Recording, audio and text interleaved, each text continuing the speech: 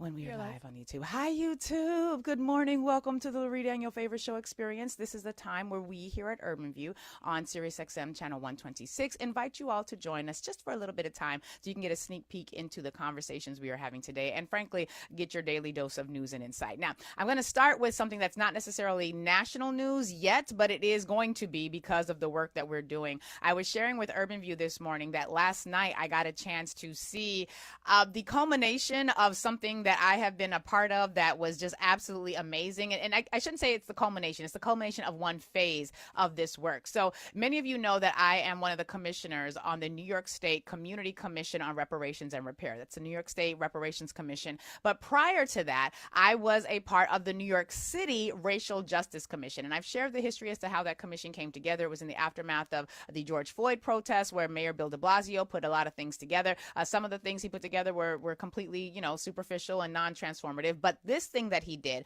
putting 11 of us, myself included, on a commission for the New York City Racial Justice Commission, formed in 2021. This was a commission that basically was charged with looking at the city's constitution, which we call our charter, and examine structural racism. And the question we were asked to respond to and to provide a report on was, how does the current Constitution of New York City foster racism and embed racism within its structure? And this was extraordinarily challenging because the city's constitution, as are the constitutions for most of your cities as well, extraordinarily complex, thousands of pages and provisions and sub-provisions and details. And so we knew we weren't going to be able to go line by line. And so we focused on structural ways of responding to the racism that was baked into the city's charter. And we had a series of hearings. People would come and they would testify, and we gathered all of that information under the leadership of our chair, Jennifer Jones-Austin. And it was, again, 11 of us who do amazing work. I don't have time to get into everybody's name today. You can look for it and find out the names of the people. But basically, this was a commission that, based on community input, put forward ballot proposals. We put forward 3 ballot proposals that were designed to really ask the city of New York to consider what do we need to do in terms of how we move forward if we no longer wanted to be a racist city. Now, we were doing this as a citywide level. This was not a statewide effort, but the 3 ballot proposals, the first was to include a statement of values that was going to guide government. And that proposal was basically saying, listen, we know that New York City got a whole history of racism. I mean, New York City is a place that used to have voting rights for black people in like the 1800s. And then they were like, no, we're going to take them voting rights away because you're black. Like, New York City has a lengthy history. I mean, the first commodity sold on Wall Street was black human beings. And so we knew that New York City had a lengthy history of racism. And so one of the proposals we put forward was to create a preamble for our Constitution that basically acknowledged the racism of this history, and then said that when it comes to future decisions that the city was going to make via government, that the city was going to have to factor that history in. So that was like a Sankofa provision, right? We were going to force the city, as a result of this proposal, if the voters voted for it, to look at the ways in which racism had traditionally played out when it came to the distribution of resources. And now going forward, all the decisions that government was going to make was going to have to factor that history in and make decisions that were going to be less racist. We didn't solve racism, but that was a very important thing to force the city now, as required by our Constitution, to consider the racial history as it is engaging in decision making. The second proposal that we put forward was to establish a racial equity office, a racial equity plan, and a racial equity commission. And this proposal would require citywide and agency-specific racial equity plans every 2 years. So the first year that you put out the plan as an agency, and that could be NYPD, it could be sanitation, you were going to have to look backwards to examine how did racism play a role in the distribution of resources. So if you had a sanitation department and for some reason the Upper West Side is always getting they snow shoveled, and those of us who in Bedford-Stuyvesant, Crown Heights, East New York, it takes 11 years for our snow to get shoveled. What role did racism play in that? And if that was what you did last year, and that's how you distributed resources last year,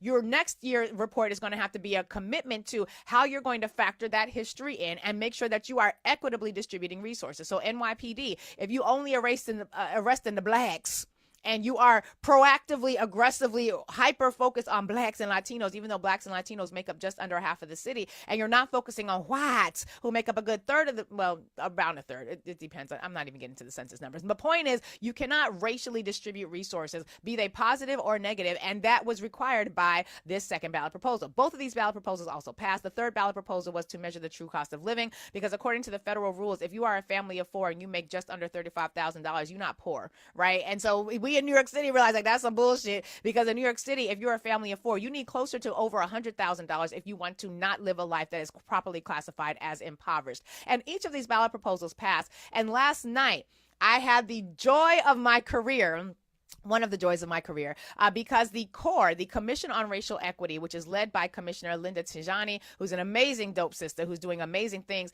she and her team released their first report, which looks at the role of reparations in New York City. And it is a phenomenal effort. It's a phenomenal report. And actually, Amina, I'm going to put the link to it in the Zoom chat so that we can put it out on all of our socials.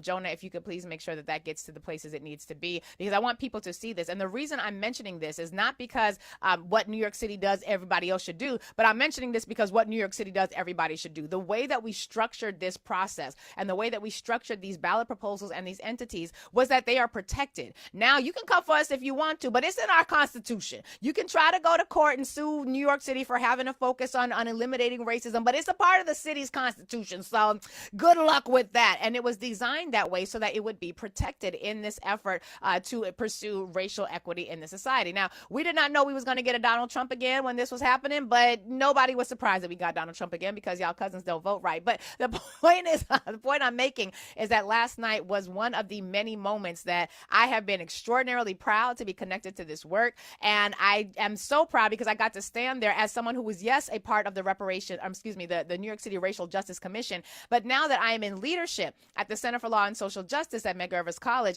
it was like thinking about all the ways that we can support institutions that are doing this work. And while I did not mention this at the event last night, it was just thrilling for me because as the leader of the Center for Law and Social Justice, which you can learn more about by going to clsj.org, clsj.org. And you might as well go to clsj.org/donate and give us a donation because we need the funds, because frankly, we're doing a lot of good work. But as I was coming home, it occurred to me that at the Center for Law and Social Justice, we're preparing to launch an initiative, which I've shared with the audience before, that is basically going to create a pipeline of attorneys, pre-law students who are not just going to go off and be good Black lawyers. They're going to be good Black lawyers and lawyers from disenfranchised communities who are going to have a racial justice analysis, because we're going to need institutions like CORE, the Commission on Racial Equity, to be not just established, but to be supported. And they're going to have to be supported by people who are thinking about the law in the way that Charles Hamilton Houston, who was Thurgood Marshall's mentor and an educator at Howard, when he would say that an attorney can either be one of two things, either a social architect or a parasite.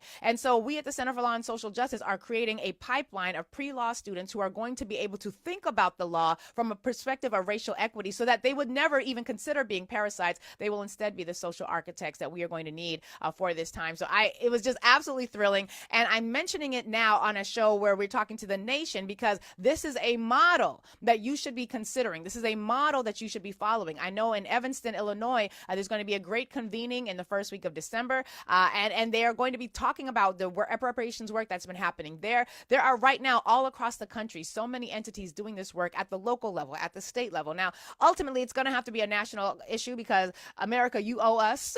You bought us, you sold us, you owe us, as Attorney Roger Wareham from the D12 movement said yesterday. And so this is really also going to matter, not just because of the work that we did last night, and I'm saying we, not the work of the commission did last night. I'm no longer a part of the commission. Our work concluded when the voters voted yes and agreed with us. But this is also going to matter because, as I mentioned, NYPD is one of those agencies.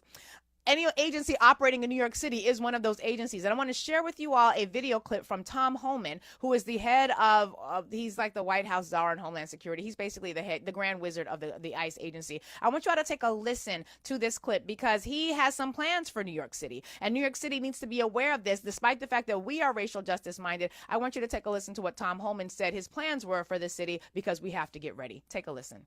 So we're going to be coming to New York City. We're already there now. I mean, teams are there now. But we will increase the enforcement presence in New York City, again, because they're a sanctuary city, and we know we have an issue there with public safety threats hitting the street every day.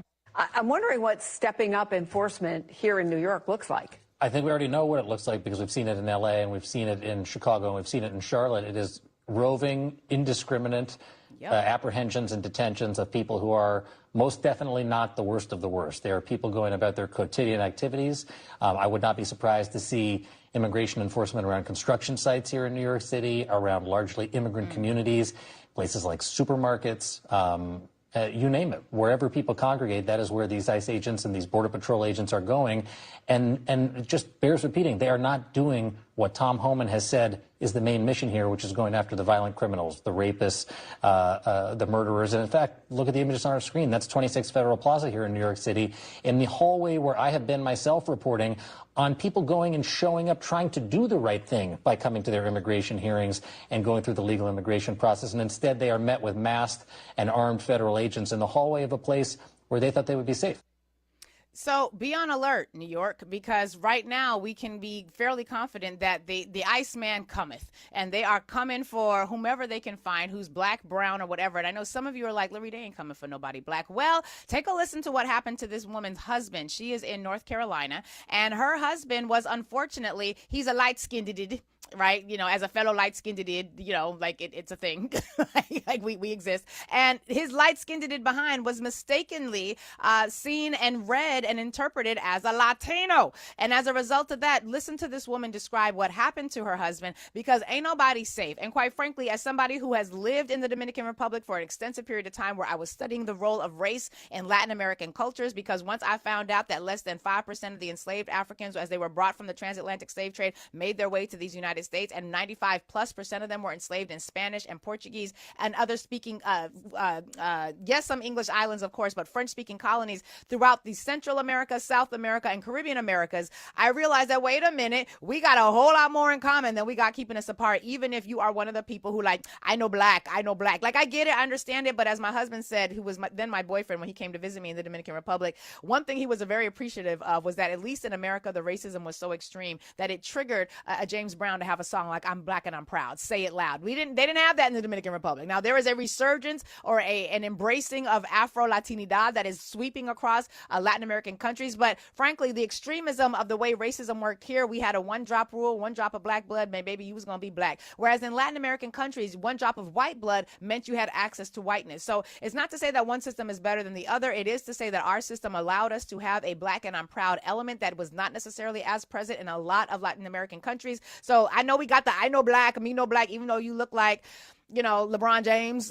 Like, I get it, I understand it. But I want you all to take a listen to what happened to this woman's husband. This was in North Carolina, because in Charlotte and in North Carolina, ICE is now also present, which is why people have been going into churches. They've been going into meetings to basically to prepare communities and to train communities to be able to navigate this reality so that we can resist. Take a listen to what this woman's experience was. Amina, let's hear it.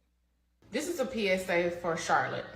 In the South Tryon area, my husband got pulled over. He's a truck driver by ICE. Yes, I said it, ICE. My husband is a light-skinned black man.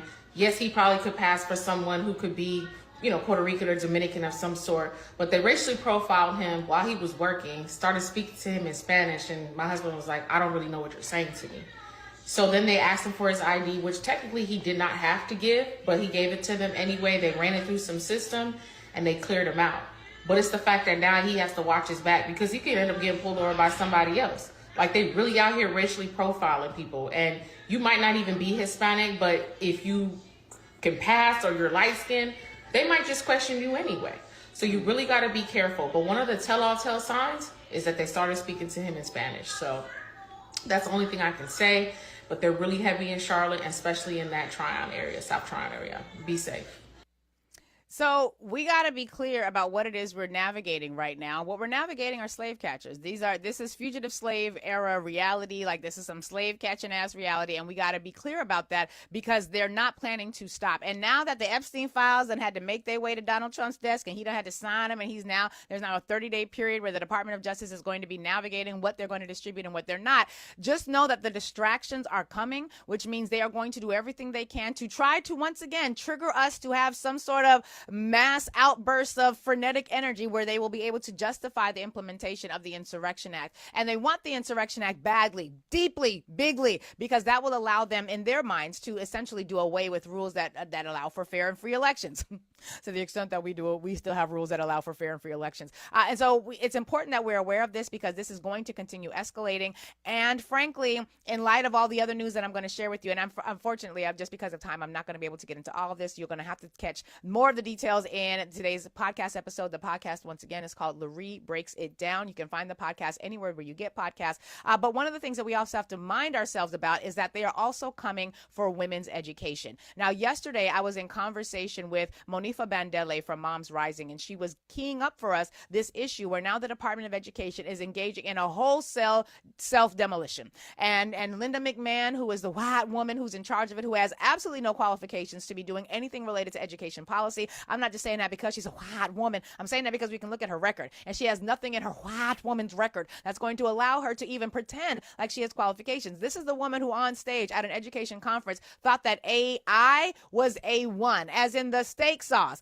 And so we're not talking about our best. We're not talking about the most amazing, brilliant Americans. We're talking about the WEIs, the white, entitled, and incompetents who have no qualifications except for the fact that they are white, they are entitled, and they are incompetent. Now, I want you to take a listen to this video clip. This is Monty Mader, someone who I follow because she's kind of dope. She's got lots of good things to say on a whole host of things. She's a former fundamentalist Christian. She's a white woman who is using her white privilege for good. She is outing a lot of what's happening in religious spaces, and she's going to talk in this video clip about what has been happening as a result of the end of Roe versus Wade and these new provisions at the Department of Education. Once again, I'm going to share my screen because I think it's important that you not just hear my words. I want you to also see other people having these conversations. Amina, I believe we should be good to go. Let's hear it.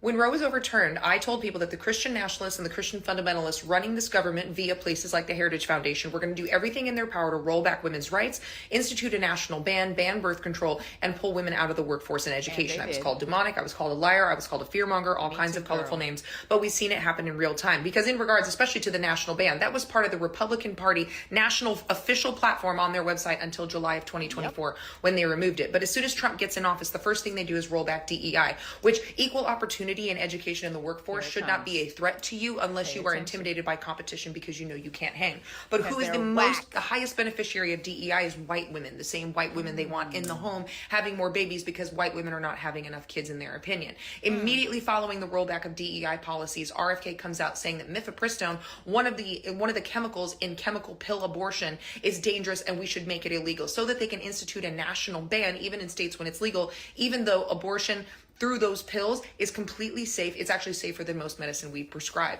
And then what happens? We see places like South Carolina, Tennessee, and Texas try to reclassify the pill and IUDs as abortifacients so that they can ban them. South Carolina is debating that bill right now. Also in those states, they are trying to put criminal charges on women who go to a different state to get a legal abortion because it was never about states' rights. It was about control. In Texas, they used over 80,000 cameras to track a woman they thought had gone to a different state for an abortion because her family was concerned. It wasn't her family. It was her abusers. And instead of testing the 3,000 rape kits that Texas has that they have not tested, they decided to use an entire police force to weaponize to track a woman because her abuser wanted to know what she's doing. Now they're after the Department of Education. Why? Because they want to be able to control who gets an education and who doesn't, who gets to stay poor and who doesn't have resources and who does. It's also to be able to reinstitute segregation academies because remember, they didn't care about abortion at all until they lost the battle for segregation. Liberty Christian Academy only exists because it was opened as a segregation academy so the rich white kids wouldn't have to go to school with black kids because the pastors couldn't handle that. And the Department of Education does not determine curriculum. The states do. But what the Department of Education does do is it enforces civil rights law in schools. So if they can dismantle the Department of Education, they can institute segregation again and discriminatory practices to allowing kids into school. But it's deeper than that. It's even deeper than those two because the Department of Education proposed today to remove nursing from professional careers so that they can limit how much money can be borrowed for a nursing degree. Now, nursing is obviously a professional career. It's one of our most needed careers and one of the biggest shortages we have in the country. Why would they do that? Because it is a female-dominated career, and it is one of the few careers that a woman can have that gives her job security, the ability to travel, and enough money to live on her own should she please. It is an attack on women because women control the career of nursing and because it is one of the highest paying and most reliable careers a woman can have. So this is significant because just like with the SNAP benefits, do you remember how they tried to act like it's just black women who were on SNAP benefits? And it took black women going into SNAP offices and taking videos showing that all the people that was in those particular offices were white. Now, I know that black people might disproportionately rely on benefits like SNAP, but it's way more white people than anybody else on SNAP benefits. But when you think about SNAP as being something that black people rely on, you're okay with the idea, if you're a racist, you're okay with the idea of removing SNAP benefits because you're conveniently neglecting the fact that it is white women who benefited from SNAP. Same thing with DEI. Now, DEI did, in fact, force a whole lot of black women out of the workplace, or should I say the anti-DEI movement forced a whole lot of black women out of office to the tune of nearly 500,000 of black people now no longer employed who used to be gainfully employed. But DEI was where white women were the primary beneficiaries. And so when white women were also losing their jobs, actually, they didn't lose quite as many because they would be a part of institutions that would allow them to reassign themselves and to redescribe what they were doing. And so they were able to hide a little bit. But basically, this was an effort to get white women out of the workplace. And this is important because DEI, the anti-DEI effort, it wasn't about Keisha and LaShawn. It was about Susan. It was about Becca. It was about Tabitha.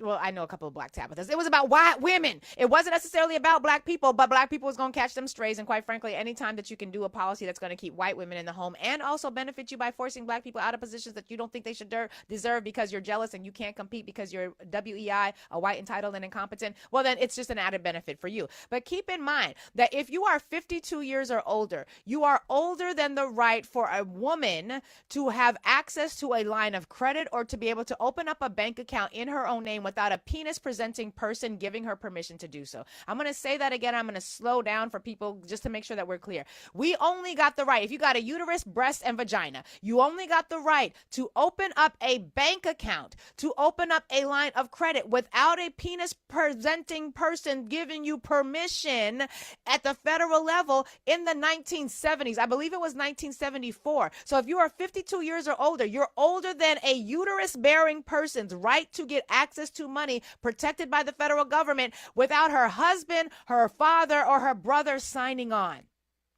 That should matter to you because one of the things that Monty Mader also said in that video was she was alluding to what is happening at the Department of Education. Now, again, for time's sake, I'm not going to be able to get into this extensively, but you should just know right now that the Department of Education has not only excluded nursing as a professional degree, there are a whole host of degrees that used to qualify as professional degrees that now no longer do so. Masters of Public Health and Administration, physician's assistant. These are positions that tend to be filled by the women's, by the peoples with the breasts and the uteruses and the vaginas. And so what they have done is at the Department of Justice, or excuse me, the Department of Education, they are now reorganizing who gets to qualify as a professional degree. Why would they do that? Well, if you're not a professional degree, there are limits that you can access. There are limits to what you can access in terms of funding that the federal government will provide for your education. So when it comes to the Parent Plus loan, and shout out to the Parent Plus loan because I would not have made it through my first year at Penn State had my mama not been like, all right, I guess I'm just going to take out a loan for my baby. And quite frankly, I still can't believe they approved us for that loan because we didn't have no damn money. And shout out to my mama because she was willing to believe in me. But the reality is they are retooling the Parent Plus loan. They are retooling all of the higher education opportunities, that funding opportunities, so that far fewer degrees are considered professional degrees. And that is going to have the added benefit of making sure women who are heading into these professions no longer get to do so. Now, this could mean a variety of things. I think one of the things it needs to indicate is that women need to be going to the places and to the professions that are still protected. But why would they do that? They're doing that for the same reason that they do not believe that women should have the right to vote. This is being led by the same people who believe that you should repeal the 19th Amendment, which guarantees the right to vote for white women. Black women didn't get access to that until the 1965 Voting Rights Act. But don't you worry, they already took care of the 1965 Voting Rights Act vis-a-vis the 2013 case Shelby County v. Holder, and the case that the Supreme Court just most recently heard, where basically they're going to gut what remains of the power of the Voting Rights Act. So the change that they're implementing at the Department of Education is going to, according to Newsweek, impact hundreds of thousands of students. There are over 260,000 students currently enrolled in entry-level Bachelor of Science in nursing programs, and around 42,000 students enrolled in the associate's degree in nursing programs, according to data collected by the American Nurses Association. I am particularly curious about this because the institution institution where my law center is based, the Medgar Evers College, has one of the top rated nursing programs in the entire state of New York. And I know this is going to have a completely devastating impact on so many students' ability to get access to the programs and to the financial aid that they're going to need for the funding of these programs. According to the report, many have warned that the move will lead to a significant drop in the number of nurses in the country, impacting healthcare services nationwide. It's not just nurses, physician's assistants, public health professionals, the people who were designed to, where their entire professional careers are focused on making sure that when we have a pandemic, we have a robust response to these things. These tend to be careers where women present, and as a result, they are now on the chopping block. Now, again, I don't have time to get into all of this today. We're going to cover it way more in the podcast episode. We're also going to cover white men's mediocrity. Larry Summers, come to the front. Larry Summers, I got 2 minutes. All right. Larry Summers is the former president of Harvard. He is the person who, in the 2000s, he's in 2005, he's the one who said that men and women have different innate capabilities, which is why women are not very successful at science. I knew his ass was problematic way back then. He's also the person who came gunning for Claudine Gay, the black woman who was the first black woman president of Harvard. And basically, she had the shortest tenure of any president of Harvard because Larry Summers and other billionaire type folk like Bill Ackman were really instrumental at destroying diversity, equity, inclusion. These were the folks who were leading the anti-CRT charge. They couldn't stand critical race theory whatsoever. Larry Summers played a very instrumental role in sowing the type of environment that would allow for Claudine Gay, again, first black woman president of Harvard, to basically be removed from that position, to forcibly end up having to leave that position. Well, Larry Summers is in the Epstein files. He's in the Epstein files. He's so deep in the Epstein files, not just because, like, hey, Jeffrey, how are you type of emails. Larry Summers was going to Jeffrey Epstein to try to figure out how he could engage with a woman who was much younger than him because he didn't want to be in the friend zone. Larry Summers also was responsible for allowing Jeffrey Epstein to come back to the college. He played an instrumental role even after Jeffrey Epstein had been convicted of what he had been convicted of and was dealing with what he was dealing with in Florida, allowed him to basically come to Harvard University to give talks, to give speeches. Because of Larry Summers and people like him, Jeffrey Epstein was a part of the psychology department. And I don't even think this man had a degree, let alone anything. So Larry Summers, you are the Sealy curse of the day. Everything you done to me, already done to you. The hole you dig for me and the jail you dig for me is the one you're going to rot in. Of course, I spend more time talking about this in the podcast episode, which you can get later on today. I just wanted to share it because fuck all of you who come for black people. We got to go